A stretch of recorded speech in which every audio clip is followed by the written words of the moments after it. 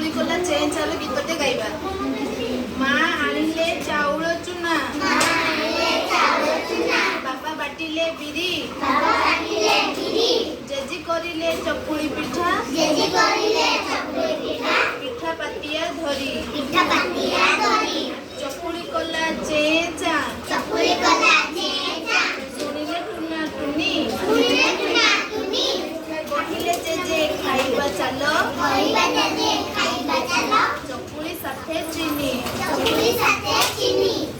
ଜେଜେ ଫୁଟାଇଲେ କାକରା, ପିଲାଏ ହେଲେ ଖୁସି,